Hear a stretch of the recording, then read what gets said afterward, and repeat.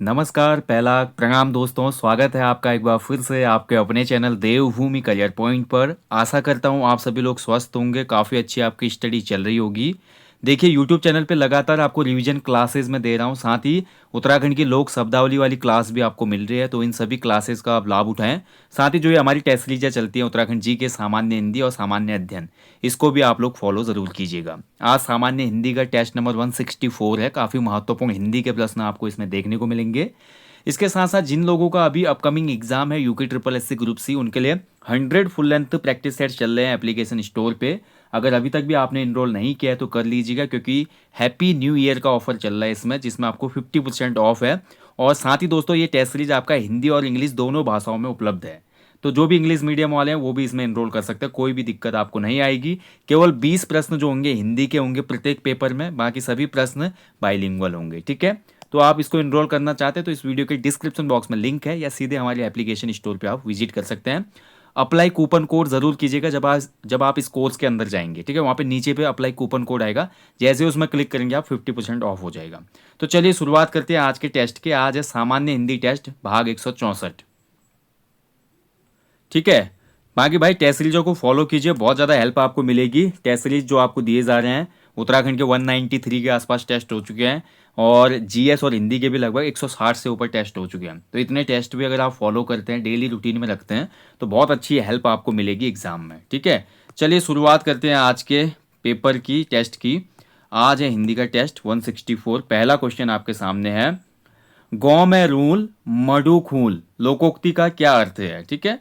तो बताइए इनमें से आपको बताना है लोकोक्ति। देखिए कुमाऊनी गढ़ वाली लोकोक्ति पूछी जा रही है, तो बताइए इसमें से क्या अर्थ हो जाएगा। गाँव में रूल मडू खूल, गाँव का मतलब होता है गाँव, यानी कि गाँव में रहूंगा, और साथ ही गाँव में रहूंगा और क्या करूंगा, मडुआ खाऊंगा। गाँव में मडुआ तो हो ही जाएगा। मडुआ जो होता है आपको पता है दोस्तों, मडुआ उत्तराखंड का एक मोटा अनाज है जो कि बहुत पौष्टिक होता है, ठीक है।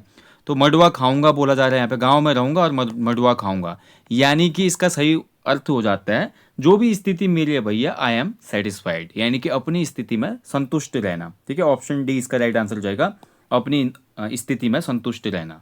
चलिए आगे बढ़ेंगे अगले क्वेश्चन की तरफ। निम्न में से तुलसीदास जी की रचनाओं में संबंधित सही विकल्प कौन सा है। इनमें से देखिए तुलसीदास जी की रचनाएं बतानी है आपने, कौन सी बिल्कुल सही सुमेलित है, ठीक है। तो अगर ध्यान से हम देखते हैं दोस्तों, तुलसीदास जी की जो रचना है, ठीक है, जानकीवली तो है नहीं, दोहावली है, कवितावली है, ठीक है। दोहावली है, गीतावली, सीतावली नहीं होगा, कवितावली, दोहावली, गीतावली, ठीक है। गीतावली, कवितावली, जानकीवली नहीं है, यानी कि ऑप्शन सी हो जाएगा इसका, ठीक है। कवि जो हमारी तुलसीदास जी की रचनाएं हैं वो है आपकी कवितावली, दोहावली और गीतावली, ये 3 रचनाएं सही हैं। तुलसीदास जी देखिए, गोस्वामी तुलसीदास बहुत इंपॉर्टेंट कवि हैं, इनको आप अच्छे से याद कीजिएगा। सामान्य हिंदी कवि परिचय जो ई बुक है हमारी, उसका रिवीजन अच्छे से आप लोग कर लेना भाई, उसमें बहुत अच्छे से मैंने फैक्ट दिए हैं, आप अच्छे से उसको कर लेना। जल्दी ही उसका अपडेटेड वर्जन भी लाऊंगा आपके लिए। बाकी देखिए यहाँ पर देखिए तुलसीदास जी ने अधिकांश रचनाएं ब्रज भाषा में की हैं, ठीक है, ब्रज भाषा में, ठीक है। और केवल रामचरित मानस है इनकी, रामचरित मानस जो कि आपका किस में मिलती है, अवधि में है, ठीक है। ये थोड़ा इंपॉर्टेंट है, याद रखना। रामचरित मानस इन्होंने अवधि में लिखी है तुलसीदास जी ने। संवत 1680 अस्सी गंग के तीर, श्रावण शुक्ला सप्तमी, तुलसी तज्जो शरीर, इनके बारे में ये एक दोहा है जब इनका निधन हुआ था। सूर्य पश्चिम में अस्त होता है, यह किस प्रकार का वाक्य है। देखिए आज ही मैंने आपको सामान्य हिंदी रिवीजन महाकुंभ क्लास 15 दिया था, उसमें मैंने आपको वाक्य भेद ही पढ़ाया था, ठीक है। वाक्य भेद जो रचना के आधार पे होते हैं 3 होते हैं, अर्थ के आधार पे वाक्य भेद कितने होते हैं, 8 होते हैं। तो उसी अर्थ भेद में निकलता है हमारा विधानवाचक वाक्य, जहां पर क्रिया का होना या करना पाया जाता है, या हम ये भी बोल सकते हैं कि जो हमारे यूनिवर्सल ट्रूथ वाले सेंटेंसेज हैं, यानी कि जो सत्य, सार्वभौमिक सत्य जिसको हम कहते हैं, जैसे कि सूर्य पश्चिम में ही अस्त होता है, सूर्य पूर्व से ही उदय रहता है, जो बाघ होता है वो जंगल में ही रहता है, सांप बिल में रहता है, ठीक है। तो इस प्रकार के वाक्य जो कि हमारे सार्वभौमिक सत्य है और साथ ही जिनमें क्रिया का होना या करना पाया जाता है, विधानवाचक वाक्य कहलाते हैं। तो ऑप्शन बी हो जाएगा इसका। चलिए आगे बढ़ेंगे हम। कुमाऊनी भाषा साहित्य में उत्तर मध्य काल का समय क्या माना जाता है। देखिए कुमाऊनी भाषा में भी 3 काल माने जाते हैं, ठीक है। तो आपका सबसे पहले जो है उत्तर काल होता है, फिर उत्तर मध्य काल है, फिर उसके बाद हमारा आपका आधुनिक काल माना जाता है। तो कुमाऊनी भाषा साहित्य में अगर मैं उत्तर मध्यकाल की बात करूँ तो ये टाइम पीरियड है आपका 1700 से लेकर 1900 शताब्दी तक, ठीक है। तो ऑप्शन ही हो जाएगा इसका, सन 1700 से सन 1900 तक का जो टाइम पीरियड है ये कुमाऊनी भाषा साहित्य का उत्तर मध्यकाल कहलाता है, ध्यान रखेंगे। कई बार क्वेश्चन ये भी बनाता है कि जो कुमाऊनी भाषा के पहले कवि हैं कौन माने जाते हैं, तो लोकरत्न पंत माने जाते हैं, ठीक है। लोकरत्न पंत, जिनको हम जानते हैं गुमानी पंत के नाम से भी, गुमानी पंत, ठीक है। ये आपको याद रखना इंपॉर्टेंट है। चलिए आगे बढ़ेंगे। अगला देखिए, निम्न में अपूर्ण विराम का चिन्ह कौन सा होगा। देखिए हिंदी में जो विराम चिन्ह है बहुत महत्वपूर्ण है भैया, इनसे क्वेश्चन बनता है। अब देखिए यहाँ पे अपूर्ण विराम पूछ रहा है, तो सबसे पहले देखिए जो सबसे नीचे है इसको बोलते हैं हमारा पूर्ण विराम, ठीक है। ये हमारा क्या है, पूर्ण विराम। पूर्ण विराम को 4 ग्राम भी कहा जाता है। अमूमन हर वाक्य समाप्त होने पर यह लगता है, जिसको इंग्लिश में हम फुल स्टॉप कहते हैं। उसके बाद जो कॉमा दिख रहा है, कॉमा को क्या कहा जाता है, अल्प विराम, ठीक है। कॉमा को क्या कहते हैं, अल्प विराम, ठीक है। इसके बाद जो हमारा पॉइंट और कॉमा लगा रहता है इसको बोलते हैं अर्ध विराम। क्या बोलते हैं इसको, अर्ध विराम। अब जो हमारा अल्प विराम पूछ रहा है ऊपर, जो दो हमारे 2 बिंदुओं का चिन्ह होता है दोस्तों, ये अनुपात का चिन्ह बोल सकते हैं, इसको कहा जाता है हमारा अपूर्ण विराम, ठीक है। माफ कीजिएगा, अपूर्ण विराम पूछता है ना, तो ये अपूर्ण विराम का चिन्ह 2 बिंदु होते हैं, ठीक है। 2 बिंदु जो होंगे अपूर्ण विराम होंगे, ध्यान रखेंगे। चलिए समझ में आ गया, चलिए आगे बढ़ेंगे। निम्न में से सुमेलित नहीं है। एक तरफ पहाड़ी दी गई है, उससे रिलेटेड बोलियां दी गई हैं, बताइए कौन सी किसमें सुमेलित नहीं है। मध्य पहाड़ी, मध्य पहाड़ी में देखिए आपका गढ़वाली आ जाती है, कुमाऊनी आ जाती है, ठीक है। कुमाऊनी गढ़वाली मध्य पहाड़ी के अंतर्गत रखे जाते हैं। पश्चिमी पहाड़ी में जौनसारी है, बिल्कुल सही है भाई। पश्चिमी हिंदी में खड़ी बोली आती है, सही है। पूर्वी पहाड़ी में सिरमौरी, ये गलत हो जाएगा, ठीक है। पूर्वी जो पहाड़ी है इसमें नेपाली आती है, नेपाली, नेपाली आ गई। उसके अलावा सिराली आ गई, ठीक है, सिराली, ठीक है। ये पूर्वी पहाड़ी में आते हैं सब, यानी कि कुल मिला के नेपाल से उद्भव जो जिन बोलियों या भाषाओं का हुआ है वो सब पूर्वी पहाड़ी में रखे जाते हैं। मध्य पहाड़ी में हमारी कुमाऊनी गढ़वाली वगैरह आते हैं, साथ ही जो अन्य उसकी उपभाषाएं हैं वो भी बोलियां वगैरह आ जाती हैं। पश्चिमी पहाड़ी में जौनसारी आ जाती है, आपकी किन्नौरी आ जाती है, सिरमौरी आ जाती है, हिमांचली वाली, ठीक है, ध्यान रखेंगे। चलिए आगे बढ़ते हैं। निम्न में से देवनागरी लिपि के संबंध में कौन सा कथन असत्य है। असत्य बताना है, गलत, ठीक है। कई बार ये आता है सही नहीं है, ऐसे भी बोल पूछ लेते हैं। तो सही नहीं है को ध्यान से पढ़िएगा। जिनका अभी एसआई का एग्जाम, आज एसआई का एडमिट कार्ड आ चुका है, 12 जनवरी को एसआई का एग्जाम है, 10 साल बाद। 10 साल बाद देखिए एक टाइटल ही बन गया मूवी का, 10 साल के बाद कोई एग्जाम हो रहा है उत्तराखंड में। 2015 में हुआ था बॉयज का एसआई का एग्जाम, आज 2025 में हो रहा है, बताइए। ये हाल है भाई, इसलिए मेहनत करो, ये अपॉर्चुनिटी बार बार नहीं मिलेगी। लेवल 7 की पोस्ट है, 4600 ग्रेड पे की, 2 सितारे अलग लगेंगे कंधे में। देवनागरी लिपि बाएं से दाएं लिखी जाती है, बिल्कुल सही है। देखिए बाएं से दाएं लिखते हैं दोस्तों हम, ठीक है। इस लिपाई में छपाई और लिखाई के लिए द्विरूप है, ठीक है। तो जो दूसरा वाला है भाई, दूसरा ही गलत हो जाएगा इसमें। एक लिपि चिन्ह से सदैव एक ही ध्वनि की अभिव्यक्ति होती है, सही है, ये सही है। देवनागरी लिपि का उद्भव सौराष्ट्र यानी कि गुजरात से माना जाता है। जयभट्ट के शिलालेख में ये पता चलता है कि नागरी लिपि से देवनागरी जन्म लिया, यानी कि ये भी सही है। तो इस लिपाई में छपाई और लिखाई के लिए एक ही रूप है दोस्तों, ठीक है, द्विरूप नहीं है, एक रूप है इसमें, एक रूप है छपाई के लिए भी और लिखाई के लिए भी, ठीक है। तो बी हो जाएगा, बी असत्य है इसमें, द्विरूप नहीं होगा, एक रूप होगा। आगे बढ़ेंगे। निम्न में से कौन सा सुमेलित नहीं है। एक तरफ संधि दी गई है, कौन सी संधि गलत हुई है यहाँ पे। से धन अन शयन, सही है। पो धन अन पवन, ये भी बिल्कुल सही है। गौ धन अक गायक, ठीक है, गौ धन अक गायक, ये गलत हो जाएगा। सर्वधन उदय सर्वोदय, ये सही है। गौ धन अक नहीं होता दोस्तों गायक के लिए, ये होता है गे धन अक, गे धन अक, गे धन अक, ये हो जाता है गायक, ठीक है। तो ऑप्शन सी हो जाएगा इसका। चलिए आगे बढ़ेंगे। निम्न में से कौन सा पर्यायवाची युग्म सुमेलित नहीं है। तो कौन सा पर्यायवाची सही सुमेलित नहीं है भाई, इसमें बताओ, ठीक है। तो पंचमुख मयूर मृगधर शिव का होता है, सही है। पशुराज सिंह का होता है, सही है। बाजी जो है घोड़े का होता है, ठीक है। घोटक बाजी अश्व, ठीक है। और सिंह आपका पशुराज, ठीक है। मृगधर शिव का होता है, मृग को धरने वाला। पंचमुख जो है ये मयूर नहीं होगा, मोर। पंचमुख भी जो होता है ये भी आपका शेर का होता है, शेर या सिंह का, ठीक है। पंचमुख भी शेर या सिंह का होता है, ऑप्शन ए गलत है इसमें, ठीक है। पंचमुख हो गया, पशुराज हो गया, सिंह हो गया, ये सभी शेर के पर्यायवाची हैं। तो ऑप्शन ए हो जाएगा। आगे बढ़ेंगे। पापी मनुज भी आज मुख से राम राम निकालते, इन पंक्तियों में कौन सा अलंकार है? भाई बिल्कुल सही है, कलयुग चल रहा है। आज जो जितना पापी आदमी होगा वो उतना दिखावा करता है, उतनी पूजा अर्चना करता है। आप ये गांठ बात तो भाई देख लेना, आप जो जितना पाखंडी होगा ना वो उतना ही पूजा और अन्य चीज़ें करेगा। अगर आप देखिए दोस्तों, एक मानवता अगर आपके अंदर है, ह्यूमैनिटी, आप भले मंदिर भी ना जाते हो, कभी कभी जाते हो, ज़्यादा व्रत वगैरह ना करते हो, उपवास ना करते हो, केवल माता पिता की, अन्य लोगों की सेवा भाव आपके अंदर है, और आपके अंदर अगर ह्यूमैनिटी है, मानवता है, तो आप समझ लीजिए आप इंसान रूप में जन्म लेना सार्थक हो गया। ठीक है। बाकी आजकल पापी जो मनुष्य होते हैं वो भी राम राम बोलते हैं मुंह से, यानी कि इसमें क्या हो रहा है, विरोधाभास हो रहा है। तो क्या हो जाएगा इसमें, कौन सा अलंकार हो जाएगा? विरोधाभास अलंकार हो जाएगा इसमें। ठीक है, तो ऑप्शन डी हो जाएगा इसमें। विरोधाभास हो रहा है ना, पापी मनुष्य जो है वो आपका राम राम बोल रहे हैं। चलिए आगे बढ़ेंगे। श्रद्धा भाव मन के भीतर होता है, इसके लिए उपयुक्त लोकोक्ति क्या होगी? ठीक है, तो बताना है, कुमाऊनी लोकोक्ति बताना है इसमें।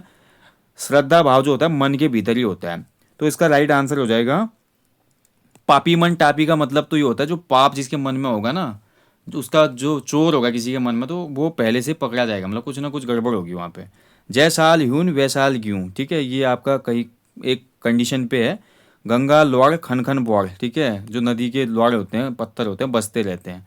द्याप्त पितर पेड़ भीतर, ये हो जाएगा इसका ऑप्शन है। ठीक है, द्याप्त का मतलब होता है देवता, पितर का मतलब होता है हमारे पूर्वज। ठीक है, पूर्वज देवता, और हमारे जो पूर्वज पितर पेड़ भीतर, पेड़ के अंदर हैं, यानी कि अपने दिल में है। श्रद्धा भाव मन के भीतर होता है। ठीक है, ऑप्शन ही हो जाएगा इसका, द्याप्त पितर पेड़ भीतर। चलिए आगे बढ़ेंगे। किस क्षेत्र की कुमाऊनी को परिनिष्ठित कुमाऊनी भी कहा जाता है? तो भाई बताइए, इनमें से कौन से क्षेत्र की कुमाऊनी भाषा है या बोली है जिसको परिनिष्ठित कुमाऊं भी कहा गया है? ठीक है, अच्छा क्वेश्चन है भाई। तो राइट आंसर होगा भाई इस क्वेश्चन का बारामंडल क्षेत्र का। ठीक है, बारामंडल में जो आपकी बोली बोली जाती है, ठीक है, बारामंडल में, उसको परिनिष्ठित कुमाऊनी भी कहा जाता है। सोर घाटी में, पिथौरागढ़ में सौरियाली बोली जाती है, सौरियाली। ठीक है, काली कुमाऊं में आपका कुमैया बोली जाती है, कुमैया, कुमैया बोली जाती है ना काली कुमाऊं, चंपावत में। गंगोली हाट में गंगोली बोली जाती है। ठीक है, गंगोली। ठीक है, चलिए, तो बारामंडल इसका राइट आंसर है। अल्मोड़ा जो का एरिया है, अल्मोड़ा वाला बारामंडल वाला एरिया, वहाँ पे। ये ग्रियर्सन ने कुमाऊनी भाषा पर किसका प्रभाव माना है? देखिए, बहुत अच्छा क्वेश्चन है भी। कुमाऊनी भाषा पे या कुमाऊनी बोली पे भाषा विद्वान ग्रियर्सन किसका प्रभाव मानता है? तो ये मानता है भाई इस पे, सौरसेनी तो है ही वैसे अपभ्रंश से, लेकिन दरद का प्रभाव ज़्यादा माना जाता है इस पे। ठीक है, दरद, ऑप्शन डी हो जाएगा इसका, दरद। ग्रियर्सन ने कुमाऊनी भाषा पर किसका प्रभाव माना है? दरद का, ऑप्शन डी। आगे बढ़ेंगे। हिंदी व्याकरण में वर्ण विकार किस शब्द के लिए प्रयुक्त होता है? वर्ण विकार, देखिए वर्णों में विकार कहाँ पे पैदा होता है? देखिए, वर्ण में विकार कैसे पैदा होता है? देखिए, मैं बोलूँ जैसे आपका विद्या धन आलय, क्या हो जाएगा आपका? आ धन आ बराबर आ। ठीक है, ये हो जाता है हमारा क्या? विद्यालय। एक आ का विलोप हो गया ना, यानी कि विकार पैदा हो रहा है। जहाँ पर वर्णों का विकार होगा वहाँ पे संधि होगी, जहाँ पर शब्दों का विकार होगा वहाँ पे क्या होगा? समास होगा, जो कि आपके सिलेबस में नहीं है। शब्दों का विकार कहलाता है आपका क्या? समास। ठीक है, शब्दों का विकार क्या कहलाता है? विकार, माफ कीजिएगा, ये कहलाता है समास। ठीक है, ध्यान रखेंगे। चलिए आगे बढ़ेंगे अगले क्वेश्चन की तरफ, क्योंकि संधि में वर्णों का ही मेल होता है ना, वर्णों का ही विकार होता है, ध्यान रखेंगे। मुंगेरी लाल के हसीन सपने निम्न में से किसकी रचना है? देखिए, मुंगेरी लाल के हसीन सपने बहुत ही अच्छा, ये आपका इस पे वो भी बनाया गया था, प्रोग्राम भी बनाया गया था, टीवी प्रोग्राम। ठीक है, और ये रचना है आपकी मनोहर श्याम जोशी जी की। मनोहर श्याम जोशी जी को किस्सागो भी कहा जाता है, ध्यान रखेंगे, किस्सागो के नाम से मशहूर है उत्तराखंड में। ध्यान रखेंगे, मनोहर श्याम जोशी। इन्होंने देखिए पटकथा का भी वो किया था लेखन। हम लोग जो पहला धारावाहिक था, हम लोग धारावाहिक आया था ना दूरदर्शन पे 1984 में, ये भी पूछता है कई बार, ये भी किसने लिखा था? मनोहर श्याम जोशी जी ने। ठीक है, चलिए आगे बढ़ेंगे अगले क्वेश्चन की तरफ। विभिन्न सरकारी अधिकारियों के बीच में किसी सम्मति अथवा जानकारी के लिए किस प्रकार के पत्र का प्रयोग होता है? जहां पर भी अधिकारी आ जाएगा ना, सरकारी अधिकारी जो है या सरकारी कोई भी, जैसे कनिष्ठ सहायक आपस में कर रहे हैं पत्राचार, या कोई भी अन्य डिपार्टमेंटल व्यक्ति कर रहे हैं आपस में, ये कहलाता है डेमी ऑफिशियल लेटर, यानी कि अर्ध सरकारी पत्र।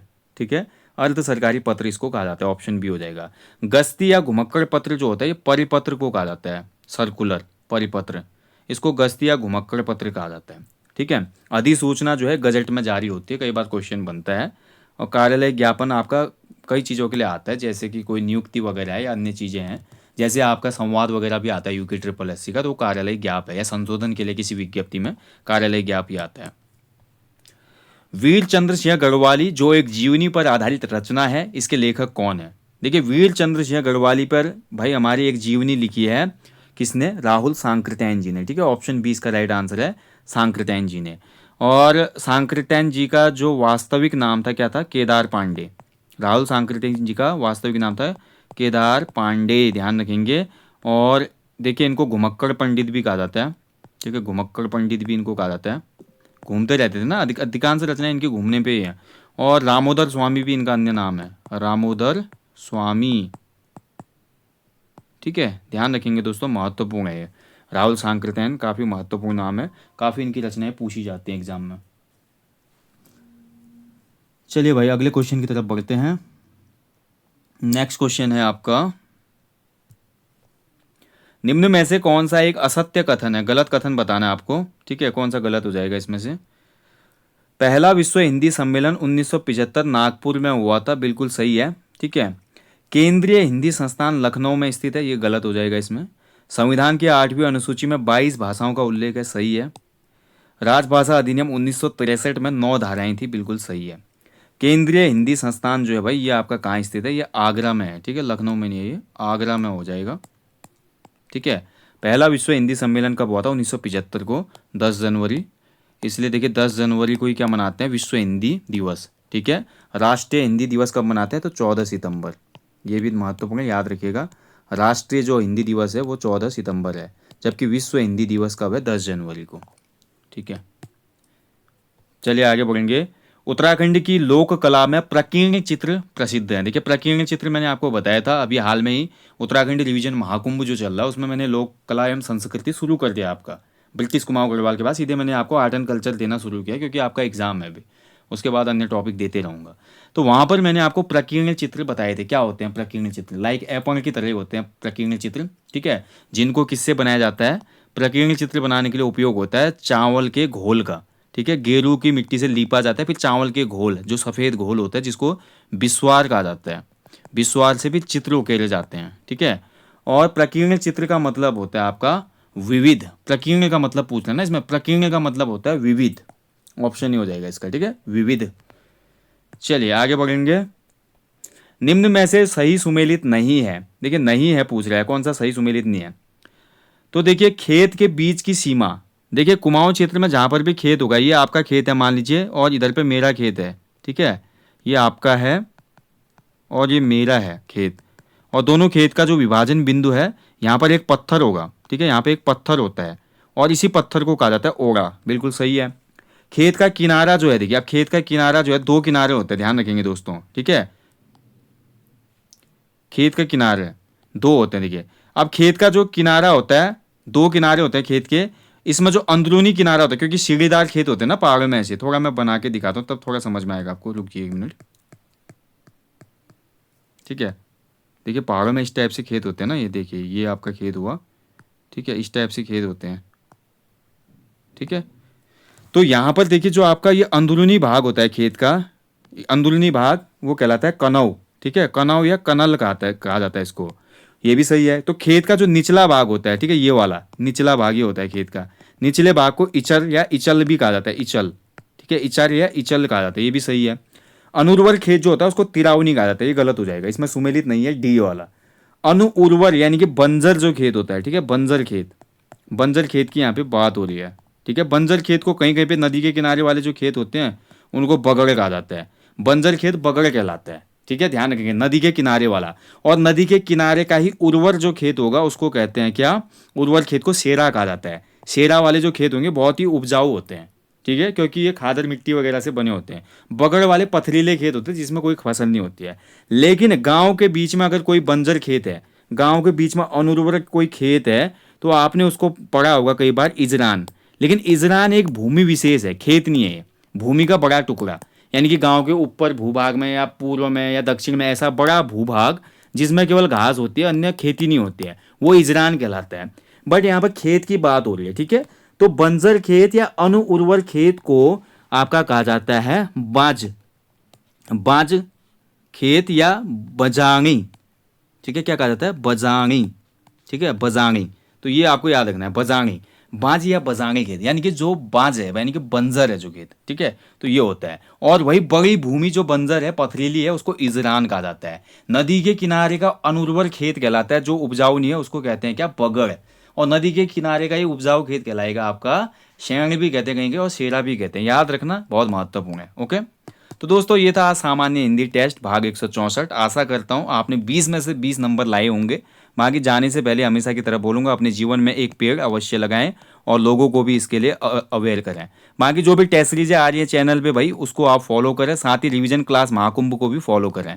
बाकी जो हमारा देखिए कंप्लीट कोर्स है, कॉम्बो कोर्स, जो भी उत्तराखंड पुलिस की तैयारी कर रहे हैं बच्चे, उनके लिए हमारे एप्लीकेशन स्टोर पे कॉम्बो कोर्स चल रहा है, ठीक है। कॉम्बो कोर्स में आपको सब चीज़ें मिलेंगी, उत्तराखंड जी के, सामान्य हिंदी, जीएस, रीजनिंग और कंप्यूटर, जिसमें आपका उत्तराखंड हो चुका है, हिंदी हो चुकी है, कंप्यूटर हो चुका है। अभी आजकल जीएस में इकोनॉमिक्स की क्लास चल रही है, फिर उसके बाद अन्य क्लासेस होंगी, फिर रीजनिंग की भी होंगी। तो आपका कंप्लीट कोर्स है कॉम्बो में, आपका मार्च तक कंप्लीट हो जाएगा। इसको आप ले सकते हैं, जो भी उत्तराखंड पुलिस की तैयारी कर रहा है, कांस्टेबल की या अन्य जो भी एग्जाम, लोअर पीसीएस वाले भी इसको ले सकते हैं। और साथ ही जो तैयारी कर रहे हैं, फॉरेस्ट गार्ड आने वाला है जो, तो उनके लिए फायदेमंद है कॉम्बो कोर्स, ठीक है। 1 साल की वैलिडिटी के साथ ले लीजिएगा। टेस्ट सीरीज जिसको लेना है बता चुका हूँ स्टार्टिंग में, 100+ फुल लेंथ लीजिए, बहुत ही बेनिफिशियल रहेंगी। यूके ट्रिपल एससी के नवीनतम पैटर्न पे दी जा रही है। यहीं पे यहाँ पे समाप्त करूँगा सेशन को दोस्तों। अपना ध्यान रखिएगा। आने वाला ये जो नया साल है 2025 का, भैया आपके लिए सरकारी नौकरी की सौगात लेकर आए। जय हिंद, जय देवभूमि, पैलाग, प्रणाम।